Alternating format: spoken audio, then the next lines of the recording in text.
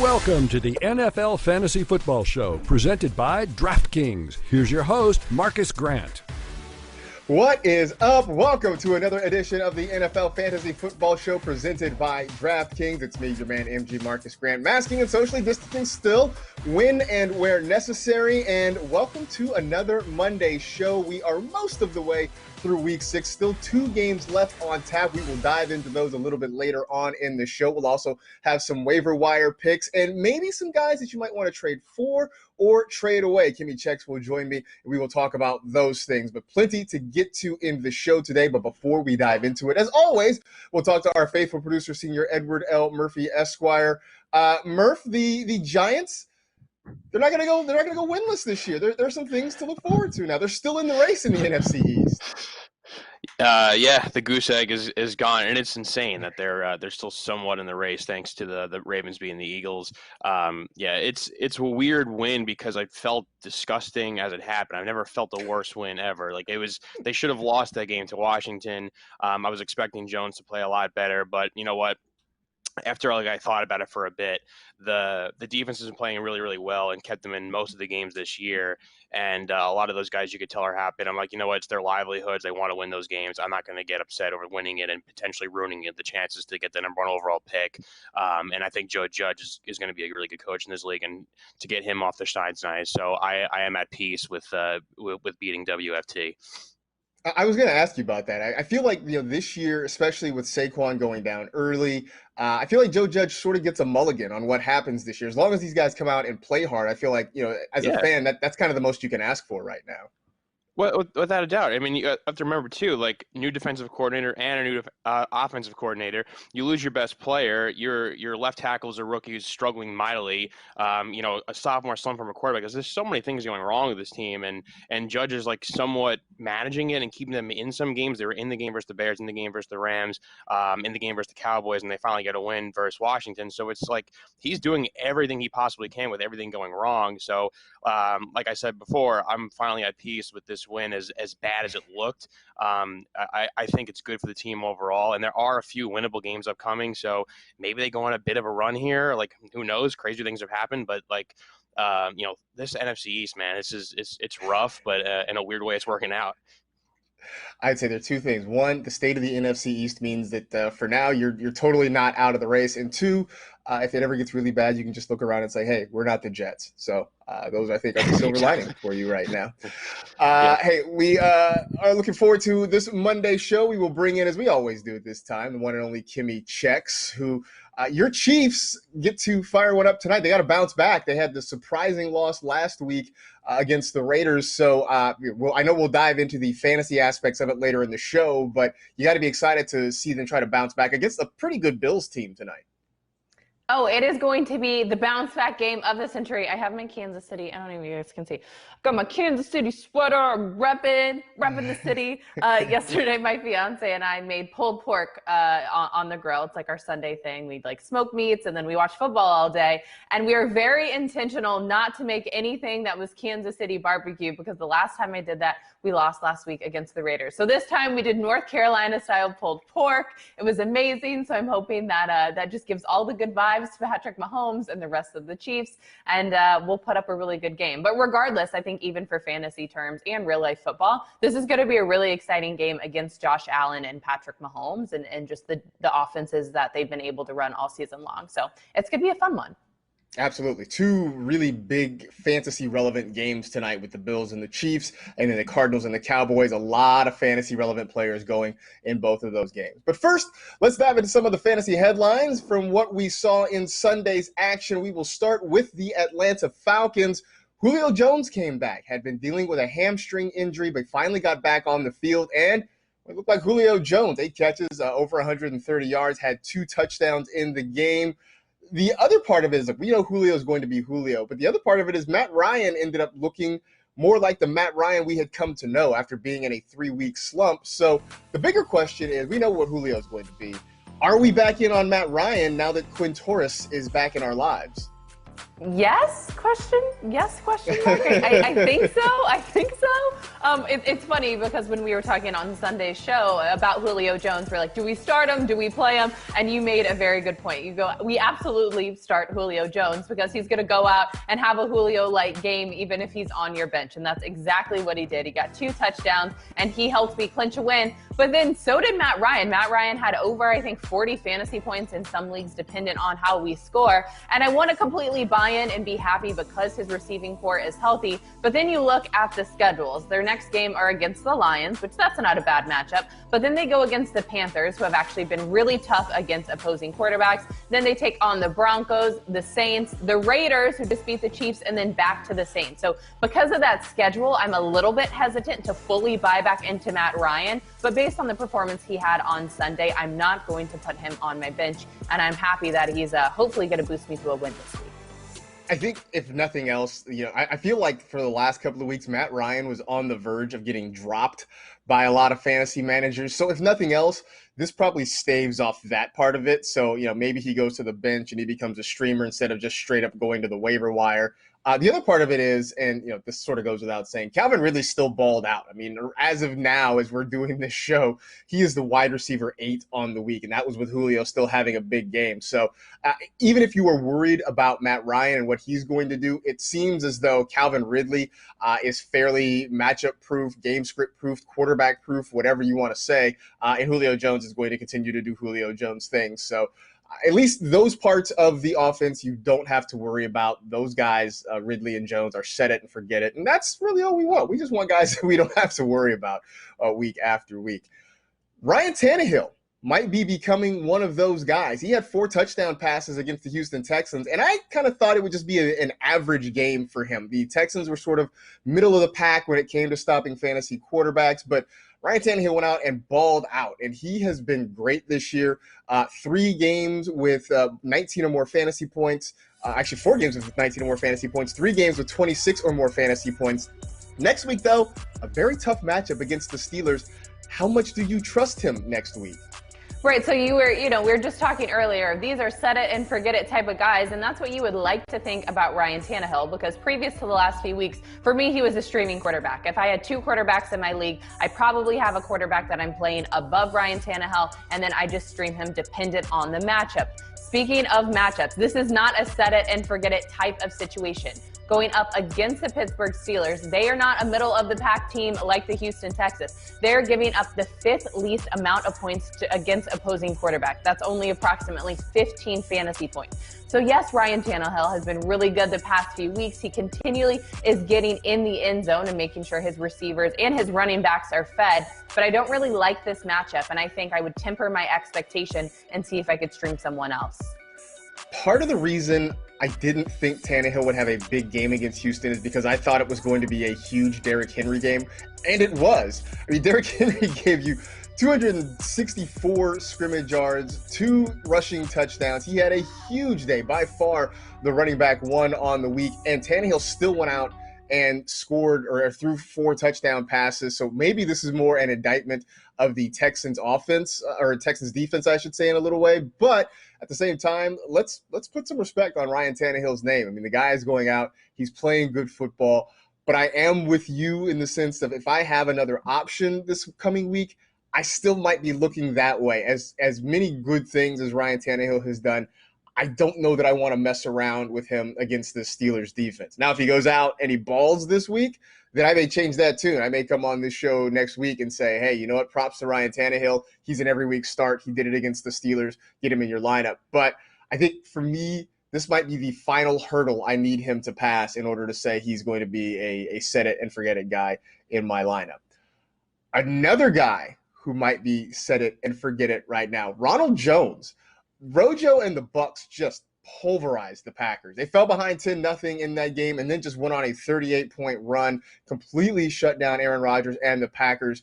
But Ronald Jones may be the bigger story here because he went over 100 rushing yards for the 3rd straight game. I had a couple of touchdowns against that Green Bay defense, and looks like he's starting to take over the backfield. And Kimmy, in August, if you wanted to start a fight amongst fantasy analysts, you would just get them in a room and ask for their projections on Ronald Jones, and you would just have an all-out brawl.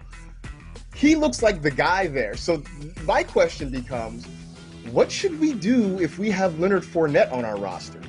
I think if you do have Leonard Fournette, this is a situation when you want to look at your league and say, who could I get a trade for to get Leonard Fournette off of my team and see what value I could get in return? Now, this situation, it's funny because, when I was looking at this situation and thinking about it, I very much feel like this is going to be the type of situation and scenario of what we see in Kansas City with Le'Veon Bell now joining that running back team, where we have CEH, who is the clarified number one back in that offense, but then you have a new guy pop in, and then all fantasy managers and all of football is scrambling saying, what is the production going to look like? Who's going to be the number one back? Are they going to split carries? What is that production going to look like?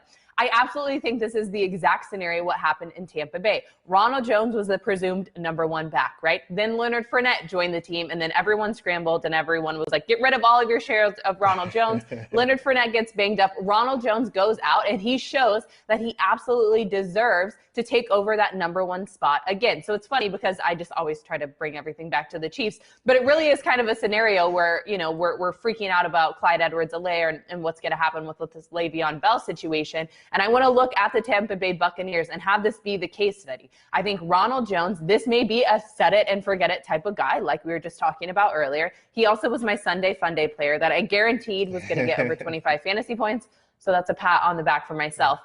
But with this Leonard Fournette situation, I absolutely think you should see what you can get out on the market for a trade and see what you can return back with in value. I do think, I think at some point you probably are trying to trade Leonard Fournette. You might end up having to wait a week or two because right now you're not going to get much for him. Maybe if he comes back and he has some decent production, you can get more for him. But look, I was in on Rojo this offseason. I will admit that at some point my faith sort of wavered after Leonard Fournette got there a little bit. Bruce Arians kept saying that Ronald Jones is our guy, but Bruce Arians has not always been the most forthcoming when it comes to talking about his running back situation. So that was not really a vote of confidence for me. But he's played well. Again, 3 straight games with more than 100 rushing yards. He's bulked up. He looks like a better player. I know he worked with Tom Brady on his pass catching skills, and he's the RB12 as of right now, which means he is a running back 1 in 12-team leagues. So I feel like it's time to sort of buy in. On the other side, Aaron Rodgers had been balling out until yesterday. He had a couple of interceptions, a pick six, the 3rd pick six of his career, which is sort of amazing that Aaron Rodgers has been playing in the league this long and has only 3 pick sixes in his whole career. But with what we saw from him yesterday, should we be worried about Aaron Rodgers, or is this maybe just the Bucs defense being good? I think it's the Bucs defense being good. It's also a really tough matchup, right? I think if you look at the situation, it's Tom Brady versus Aaron Rodgers, arguably 2 of the best quarterbacks in the league. So I think there was a whole different mentality and a whole different tempo for that Tampa Bay Buccaneer team and for Tom Brady to be at home in Tampa and really want to assert the dominance of I am the GOAT and I'm going to beat your butt, Aaron Rodgers. So one, I think that happened. I also think it's completely normal for a quarterback to go on an insane run and have an off game. That's exactly what it looked like. It didn't seem like Aaron Rodgers was fully in the mindset that he could be, the quarterback that we've seen all season. However, do not hit the panic button, especially with more teams out on a bye week and some injuries taking, over some changes at the quarterback position. You would be a fool to not start Aaron Rodgers or to hit the panic button and try to trade him away.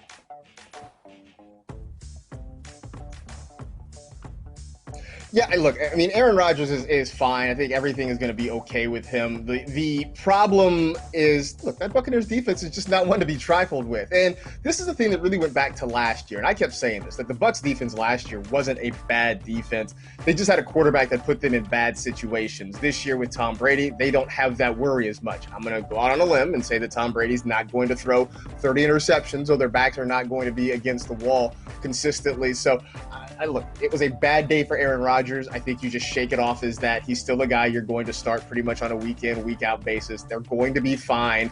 This just was an off week, and I really wouldn't panic all that much. So there you go. If you had any concerns, if you were starting to get a little nervous, don't be. Now, if we get a couple weeks into this and things still look sort of ragged, then maybe we have this conversation again. But for now, this was merely just a speed bump in the road. Okay, today's show is presented by DraftKings, a leader in one-day fantasy sports. DraftKings has millions of dollars in total prizes up for grabs this week, so download the DraftKings app now. Use code TEAM during signup and start feeling the sweat like never before. Eligibility restrictions apply. See DraftKings.com for details. Come back, and we'll talk about some breakout or fake out guys from this past week. Stay tuned for more of the NFL Fantasy Football Show.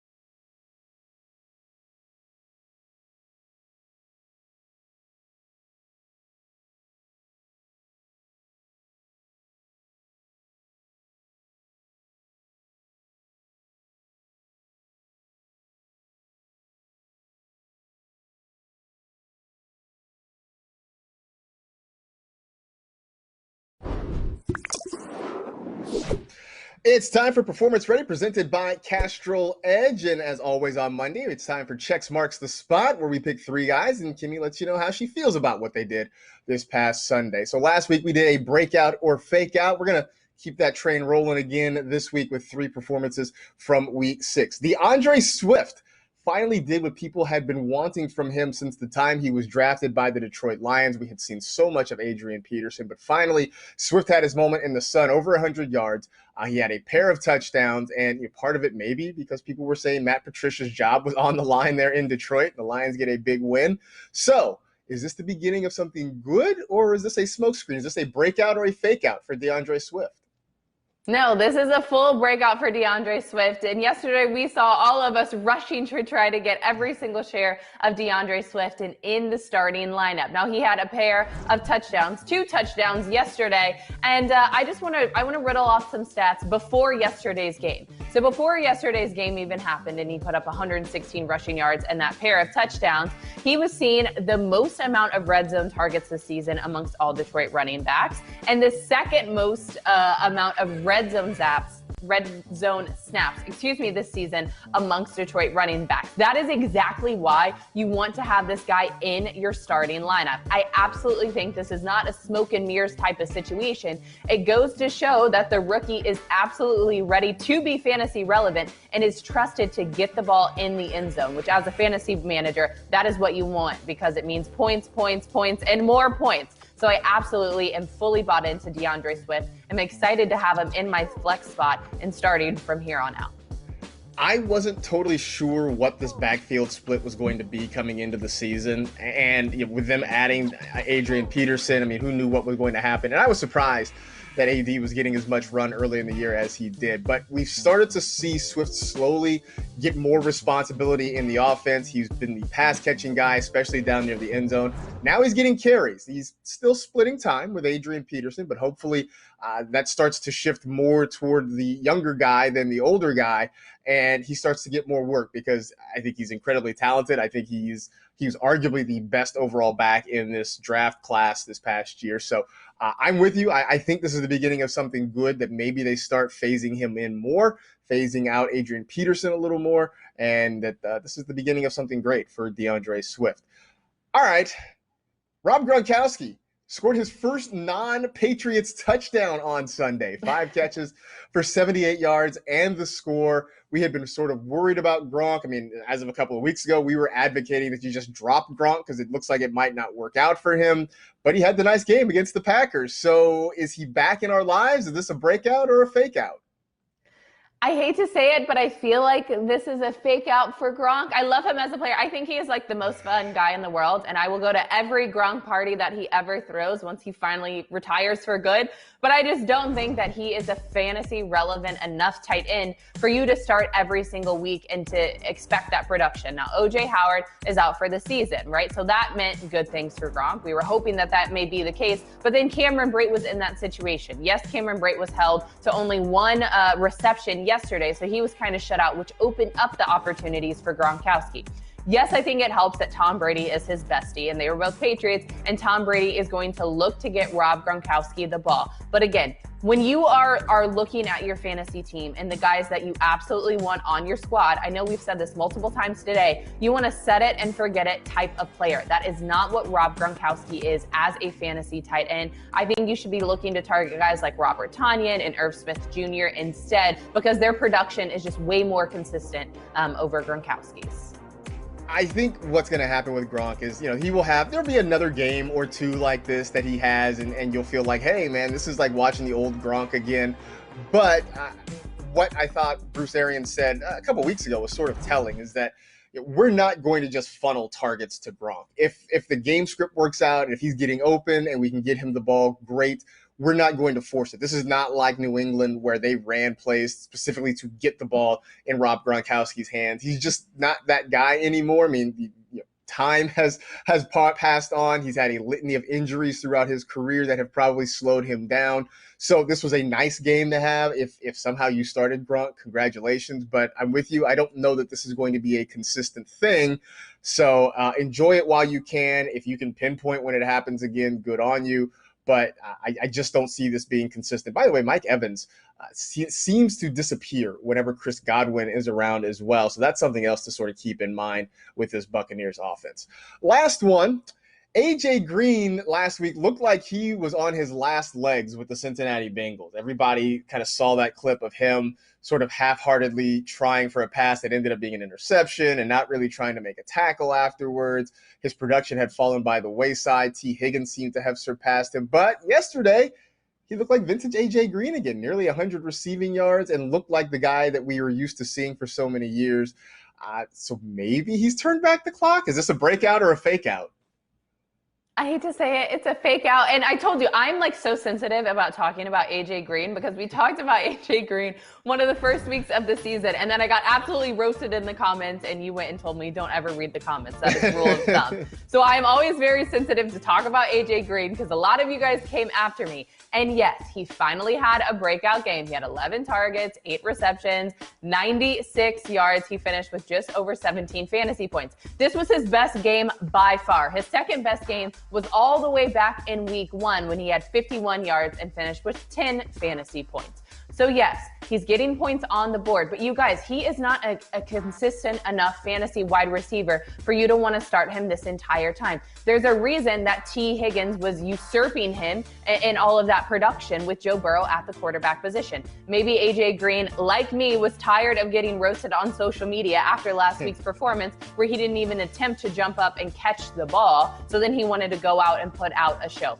I'm happy that he finally had a good game. He got over 15 fantasy points. Yay, all of the good things, rooting for you, hyped for you, but I just don't trust you enough to keep you on my fantasy roster and start you week after week. I absolutely think this offense is going to be built around Tyler Boyd and T. Higgins instead, with AJ Green coming in third.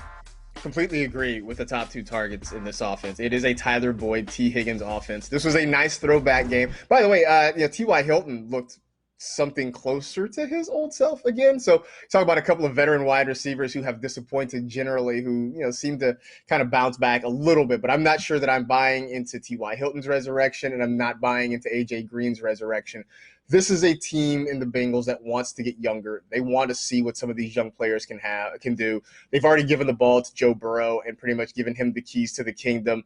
Tyler Boyd is a younger player. T. Higgins, another young guy. So they want to see what these young guys have going forward. So it was certainly nice to see A.J. Green get back into the mix for nostalgia's sake, but I have a hard time thinking that this is going to last, and I think A.J. Green is going to end up still on a lot of waiver wires before the season is all said and done. By the way, if you want to vote on which of these performances you think is the most long-lasting, I have a feeling I know who's going to win of the three, but we'll put it out there anyway. You can go to Kimmy Checks' Twitter page, @KimmyChecks, and you can vote on which one of these fake-out or breakout guys actually has some staying power beyond Week 6. And that was Performance Ready, presented by Castrol Edge. So it is the Monday show. It means we are about to hit the waiver wire. We'll come back and talk about which guys you may want to be targeting from free agency coming up on the NFL Fantasy Football Show.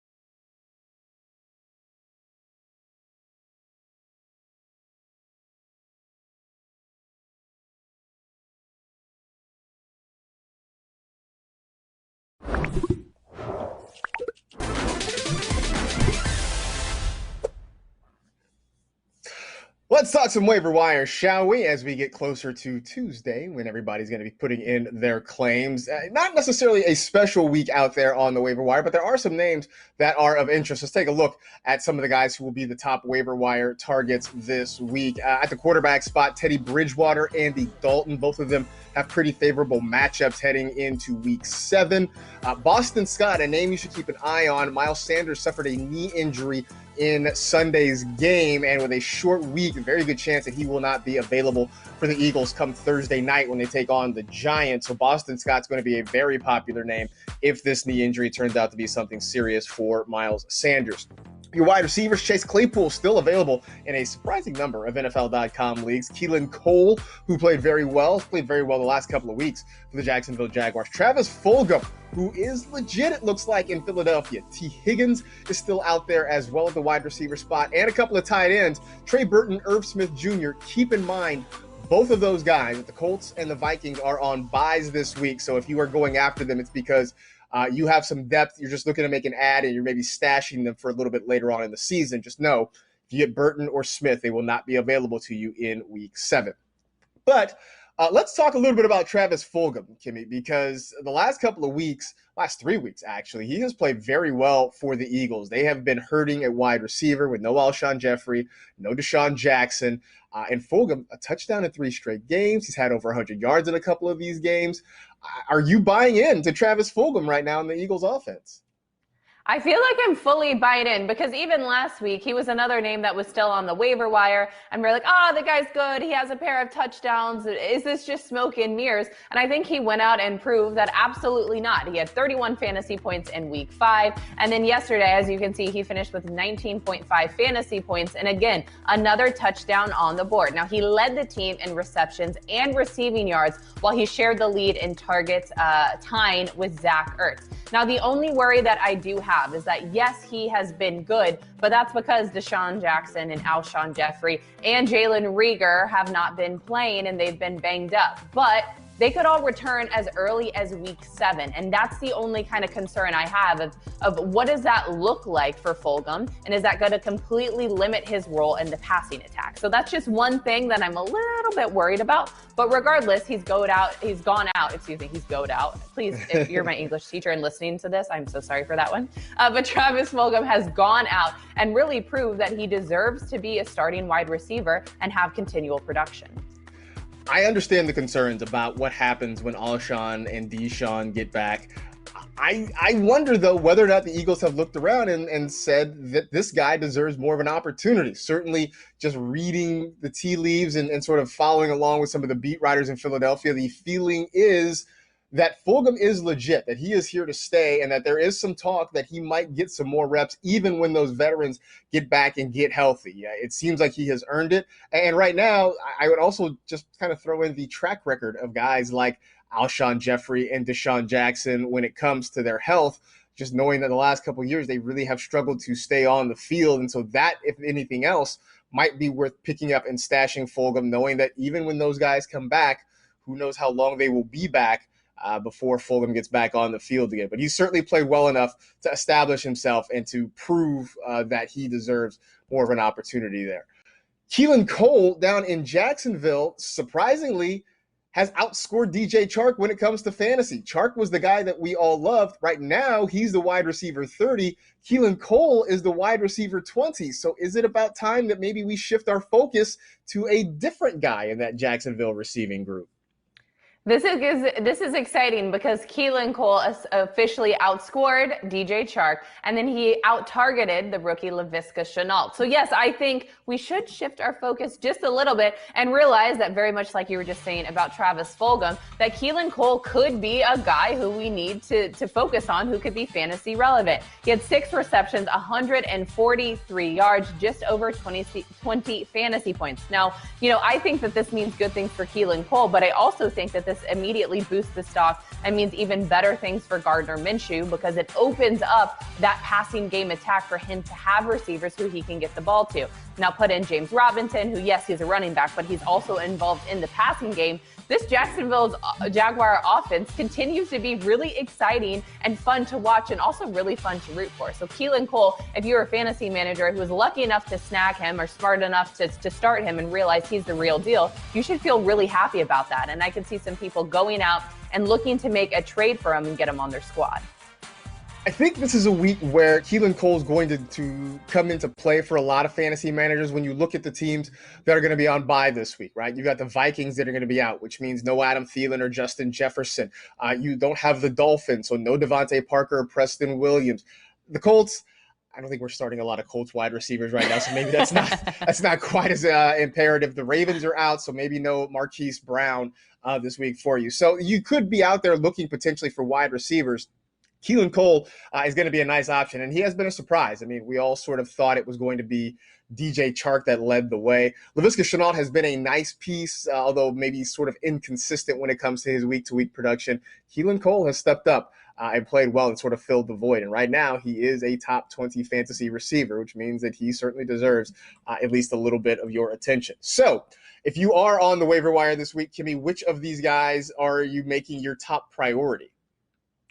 So my top priority is going to still be Andy Dalton. I think I said that last week as well, just because I think the quarterback position for me is something that I'm really weak on. Now, before, if you would have asked me last season, I was the person who was dumb and went out in the first round and wanted to get Patrick Mahomes and only Patrick Mahomes, and then I spent all of my draft capital. Now I've kind of eased up a little bit, and I have 2 streaming quarterbacks that I kind of go in between week by week. I think Andy Dalton, I'm excited to see what he's going to be able to do tonight against the Arizona Cardinals, because he still does have that strong receiving core. So yes, Andy Dalton is going to be my number one waiver priority. But also, because of this news of Miles Sanders being injured and us still a little unsure of what that timeline looks like for that injury, the guy you mentioned earlier, Boston Scott, is someone who is officially on my radar, and I may look to snag.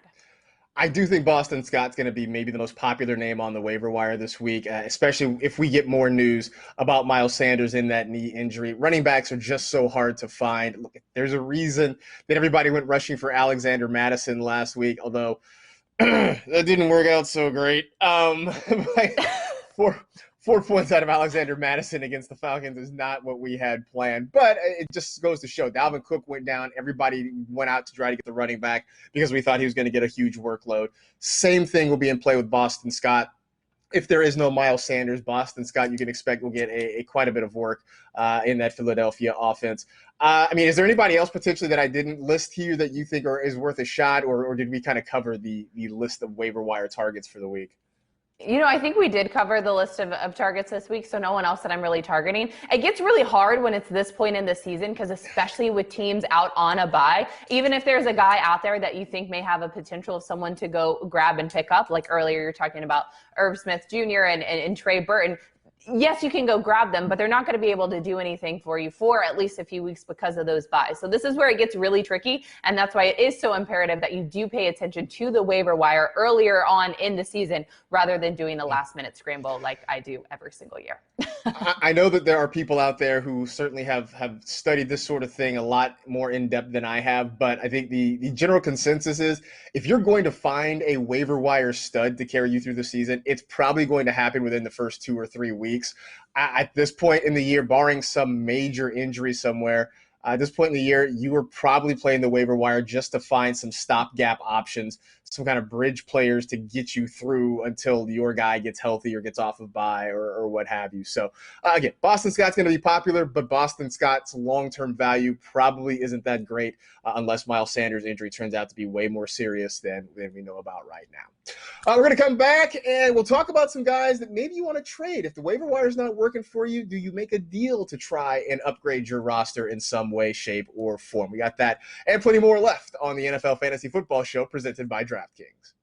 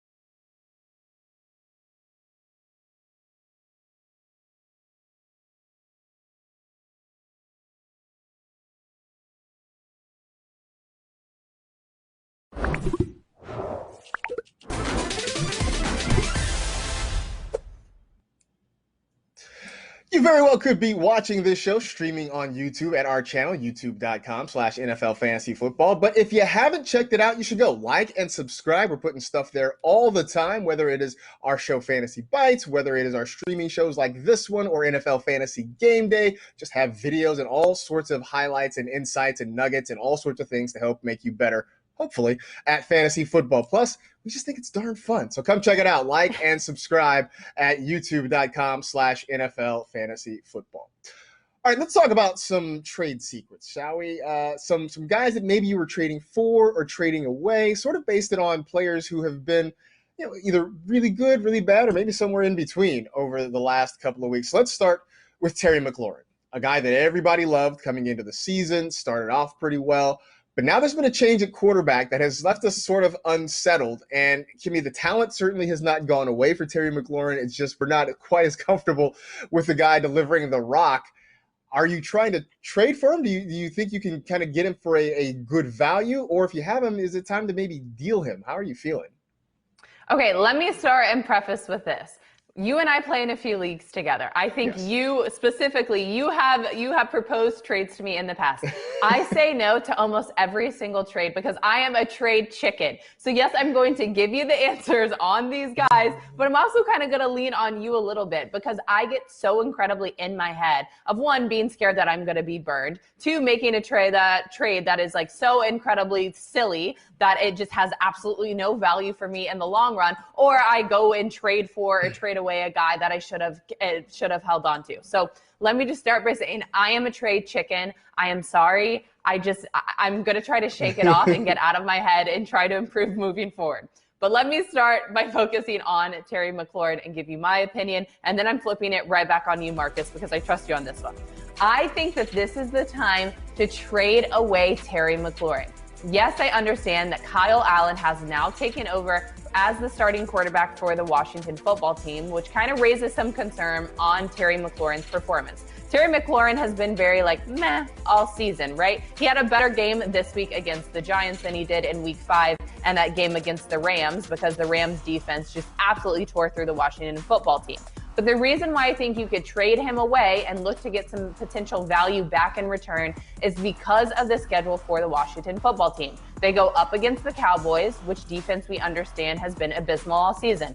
Then they have a bye week. Then they go back up against the Giants. Then they take on the Lions and then the Bengals. If you look at all of those teams aren't great against wide receivers, which is why I think if a fantasy manager is stretched at the wide receiver position, you could get some potential value back in return. Yeah, I definitely see that coming. I think that's a good reason. I would say that that's a reason maybe I'm trying to trade for him if I'm shorthanded at wide receiver, just because of that schedule. So I think in some ways we're sort of in concert on this one. So I think we're sort of looking at this the same way. And I think it just depends on what your roster situation is. Because if I need a wide receiver, I'm going to try and see if I can get Terry McLaurin on the low because of those games you mentioned, the Giants, the Cowboys, the Giants again, the Lions, the Bengals. The schedule coming up is pretty favorable. So I think we're sort of coming at this from different angles of the same. We're getting different pieces of the same pie, right? Like I think we're talking about this sort of the same way. But I do think Terry McLaurin is going to be kind of an interesting trade chip. So if there's somebody in your league who's nervous about having him because of the Kyle Allen situation, then I think you go out and make an offer and see if you can get Terry McLaurin at sort of a discounted value, because at least in the short term, the schedule is very favorable. And, I think he's worth having on your roster as long as they can, get some quality targets there. So, hey, I think you're onto something, Kimmy. I think I'm taking notes. Maybe I'll make my very first trade. Maybe this is it. You convinced me. So next up is Brandin Cooks, who the last couple of weeks has been very good. He had kind of been missing in action for a little bit, but he's been very good. Now, I will throw in a little bit of added spice to this by saying there is some talk that the Texans could maybe try and move on from Brandin Cooks, that when we get closer to the trade deadline, they might try to move him. Who knows what sort of situation he ends up in after that. Are you trading for him? Would you rather trade for him, or would you rather trade him away at this point? I think especially dependent on that news, I'm going to trade away and see what I can get back in return. So yes, he's had 2 consecutive games with a touchdown and over 20 fantasy points. So this may be the moment where, again, if fantasy managers are looking for a wide receiver and they don't have a lot of depth at that position, this is where you can get some potential, value out of Brandin Cooks, because these could be his ceiling games. I think if he stays with the Houston Texans, I have my bets on Will Fuller of being that number 1 receiver for the team, and just the connection that Deshaun Watson and him have had all season. But this is very good for Brandin Cooks and those fantasy managers who have him, because you can absolutely upplay his last 2 weeks of performances and get a trade that you feel like you won in the end, if that makes any type of sense. It does make sense. And I'm with you. I think I'm trying to trade away Brandin Cooks. After what we've seen the past couple of weeks, I feel like his ceiling, his value may be up about as much as it can get here, because this is, I agree, still an offense that primarily is going to target Will Fuller.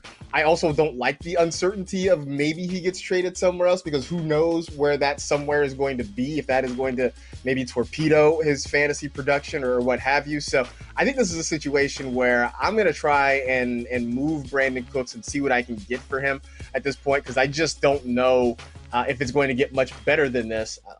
I like him. He just is so volatile week to week that it's hard to count on him. And so I want to try and get as much as I can out of him right now. And this might be the time to do it. All right, so one last one, a young wide receiver who maybe isn't quite as heralded, and that's Tim Patrick with the Denver Broncos. And I know our own Adam Rank has been on the Tim Patrick train for a couple of weeks now, and he's played very well, maybe kind of quietly, because when we talk about the Denver Broncos, people talk about Jerry Jeudy. But Tim Patrick stepped up. Is this a time to maybe try to go get him, or are you trying to deal him or strike while the iron's hot and try to make a deal for Tim Patrick? Trade him away. I feel like on this one, and again, I'm a trade chicken, so I could be completely wrong. I'm always going to preface this with that. I am looking to kind of trade for Tim Patrick and see if I can get someone to give him to me and I stash him on my squad. Because now that Drew Lock has returned at quarterback position, he surpassed 100 receiving yards. Yes, Jerry Jeudy is a wide receiver 1 right now, but you also have to realize Jerry Jeudy has had some drops. And he has been in some situations and some scenarios where he has very catchable balls and he's not been able to deliver. That's when you then see the offense turn away from Jerry Jeudy and instead go to Tim Patrick. Now, this is a really quiet name and kind of a deeper name in the fantasy world, but I absolutely think he's someone who is relevant. Now, Noah Fant, the tight end, he's still out with an injury. Once he comes back, I do see them using him as a receiving option, kind of very similar to the way that George Kittle is used in the San Francisco offense. However, I still think that Tim Patrick is going to get production and be relevant. So if I can, I'm going to look to trade and see if I can get Tim Patrick on my team. 100% agree. I think I'm trading for Tim Patrick. He's had 100 yards receiving in back-to-back games. He's had touchdowns in 2 of his last 3 games. And there are some games on the schedule where the Broncos are going to have to throw the football to stay in them. They've got the Chiefs coming up next week. They've got the Chargers. And then some games that the matchups work out well, whether it's against the Raiders, against the Falcons. So there are some reasons to think that the arrow is trending up on Tim Patrick, and maybe you can sort of snake him from somebody in your league who isn't necessarily paying close attention. Look, there's a very good chance that in a lot of leagues he's still on the waiver wire, which is also sort of a hint. Hey, maybe go get Tim Patrick if he's out there because he's playing really well. But if there's somebody in your league that hasn't, maybe this is the time to see if you can get him as part of a package in a deal. So, see, Kimmy, you might be a trade chicken, but you're good at this. I'm learning. I'm a trade chicken who's smart. I got it. Maybe today is finally the day. Once we wrap, I'm gonna go look at my squad and start trading away and trading for everybody. I will say this, and this is sort of a general PSA, because I feel like there are a lot of people out there who play fantasy who are probably trade chickens, and it's understandable. Nobody wants to feel like they got ripped off in a trade. Nobody wants to feel like they gave up a good player and didn't get anything back in return. So maybe one of these days we'll find a way to do a show to kind of give you the basics on what to look for and what to think about when you're making a trade, because I suspect that a lot of reasons people don't make trades is because they are afraid of maybe making that mistake, and it's not always the case. That it's not as difficult as you think it might be. Okay, inspired by ongoing conversations with players, the NFL Players Association, and Players Coalition together launched NFL Votes to empower and improve our communities through exercising the right to vote. Join the NFL family by registering to vote today and make your voice heard this November. Visit NFL.com/votes to learn more. Come back and wrap up the show previewing the pair of Monday night games, Chiefs, Bills, Cardinals, Cowboys. That's coming up next on the NFL Fantasy Football Show.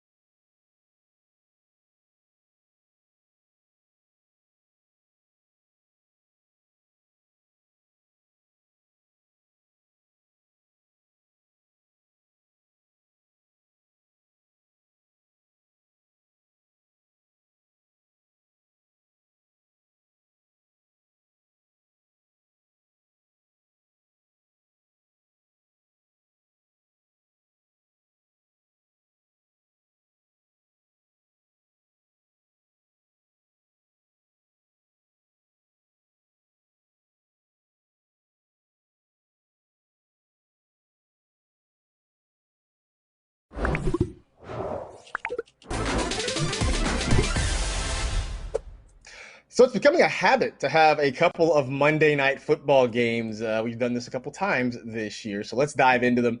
For fantasy purposes, the early one is Chiefs at Bills. This is a game that was postponed and moved to this day. And so for Kansas City, the big news obviously for the past week has been them signing Le'Veon Bell, who was released by the Jets. He will not be available for the Chiefs in this game. The earliest he would be able to play would be next week. In week 7 for Kansas City. So Clyde Edwards-Helaire is still the lead back for the time being, but he's got a tough matchup on paper against this Buffalo Bills run defense. Are you still comfortable rolling with CEH this week? I'm absolutely still comfortable with rolling with CEH, and I'm going to continue to be comfortable rolling with CEH once Le'Veon Bell still gets into the picture as well. Yes, the matchup on paper today is a little bit tougher because the Buffalo Bills are middle of the pack in terms of points allowed to the running back position. I think they're allowing almost 22 fantasy points, so not the worst matchup, but again, not the best. But this is what I want to remind people, because I think a lot of people saw that breakout first game from Clyde Edwards-Helaire. We all bought in, we were on the hype train, and now people have kind of quieted down and think that, you know, maybe his fantasy value is not as strong as it should be.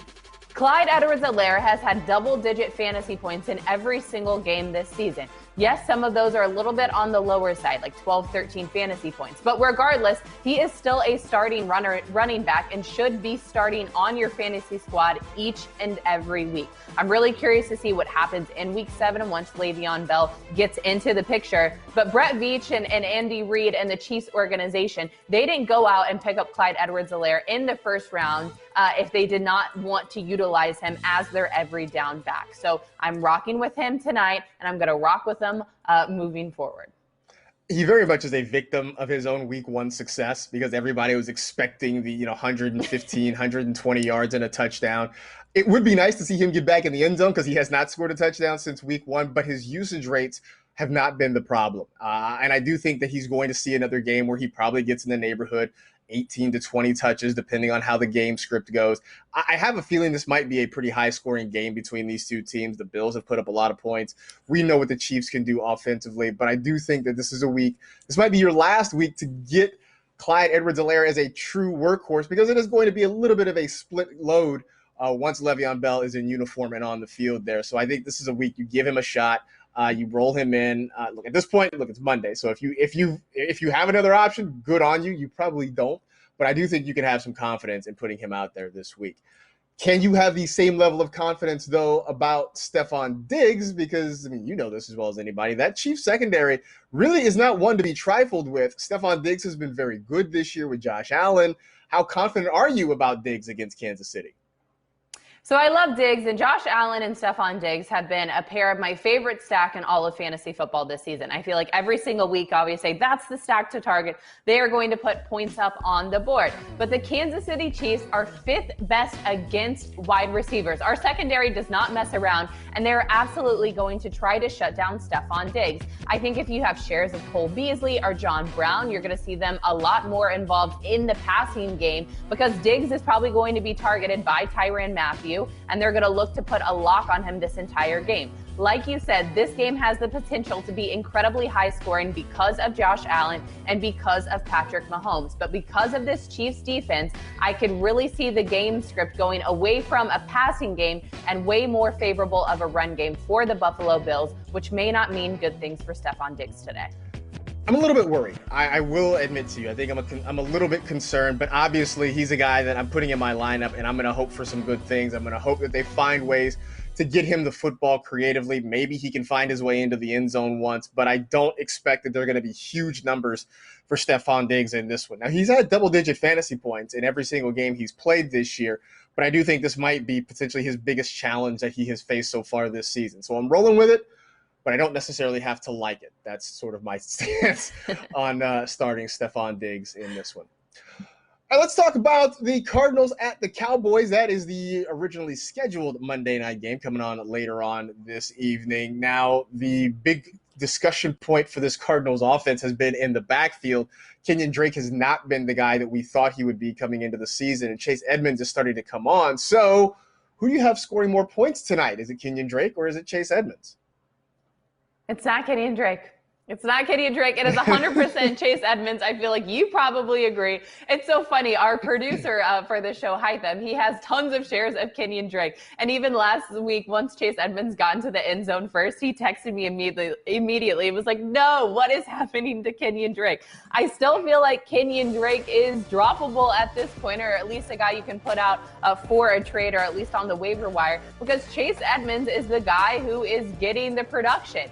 The thing that I like about Chase Edmonds is that he's productive even on limited touches. And the reason he may have limited touches is because we've seen Kyler Murray loves to run the ball. So Chase Edmonds, yes, he can run the ball, and that's where we do see that good production on the limited touches, but he's also getting involved in the passing game a lot more than Kenyon Drake is. So it's, for me tonight, it's Chase Edmonds all the way.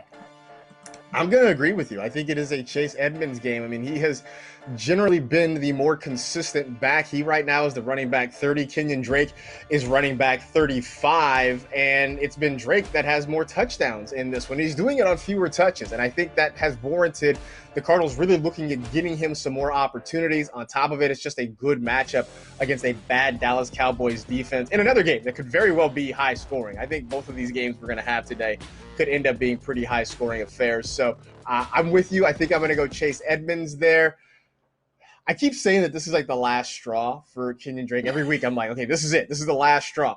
This really might be the last straw, right? I mean, like, it didn't happen against the Carolina defense. Can it happen against this Dallas defense? And if it doesn't, if he's just average or bad, then it just might be a wrap. I know I keep saying that, and who knows? Maybe I'll keep saying it again. I don't know, but I think I'm nearing the end of my rope with Kenyon Drake. I'm holding you to it. I'm holding it to you. Next week when we do another recap, I'm going to hold you to it. I'm going to ask about Kenyon Drake's performance. And if he does not do well, I am targeting you and you have to get him off your squad. Last straw. All right. I know what? I will abide by that because I was maybe the biggest Kenyon Drake cheerleader in the offseason. And so part of this is my pride, not just not wanting to give up on it, but I might have to I might just have to let go of the rope if it doesn't happen tonight. All right. On the other side, the wheel of Cowboys receivers has spun frequently. So, look, Andy Dalton is the quarterback, but they still have three talented guys in Amari Cooper, CeeDee Lamb, and Michael Gallup. So if you have to pick one of those three guys, which one do you choose? All right, the guy I'm going to pick may be a surprise because he's maybe not the safest option, but I really do feel something in my gut that he is going to be the best option. It's Michael Gallup, and Michael Gallup always has like a few breakout games every season, but I do think that there could be some consistency here for him in the long run, especially with Andy Dalton starting as the quarterback for the Dallas Cowboys. When we saw last week after Dak Prescott came out of that game due to injury and Andy Dalton came and took over, in the must-catch situations where Andy Dalton needed to air out the ball to get a first down or to try and keep that game competitive and get a win, he threw the ball to Michael Gallup. He didn't throw the ball to Amari Cooper, who had a really head-scratching type of game where he did not play well or put up a lot of fantasy points at all. Instead, he threw the ball to Gallup. I think CeeDee Lamb is going to be the wide receiver too, just right behind Michael Gallup. But I have this weird gut feeling that Michael Gallup takes a really good hit in a way, or his stock rises with Andy Dalton starting at the quarterback position. I'm going the same way, and yeah, maybe it is kind of a risky play, but what we saw in obviously a limited sample size at the end of last week's game was that Andy Dalton was looking in Michael Gallup's direction, and what we still haven't figured out is why it is Amari Cooper played seemingly so few snaps at the end of that game, but Dalton was looking toward Gallup, and so now we'll get a full 4 quarters of Andy Dalton likely as the starter for the Dallas Cowboys. So I'm gonna sort of bank on what we saw in limited action last week and say that Gallup is going to be the guy. I still think if you've got Cooper, if you've got Lamb, you're starting them because the ceiling is certainly high for all of them. But I just have a sense that Michael Gallup maybe will benefit from having Andy Dalton as the quarterback. And not that things were bad with Dak, but Dak was going other places with the ball. And so maybe this helps out a little bit. So 2 Monday night games tonight. You're just going to be like locked in on the couch, I would imagine, right?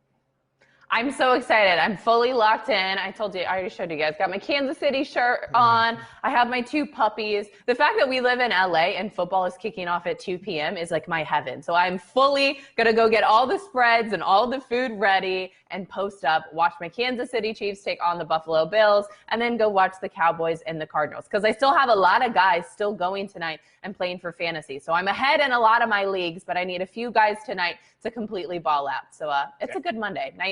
Nice doubleheader of football for me. This is going to be wild because it's not often you have so many fantasy relevant players going in 2. You never have 2 games or rarely have 2 games. You have so many fantasy relevant players.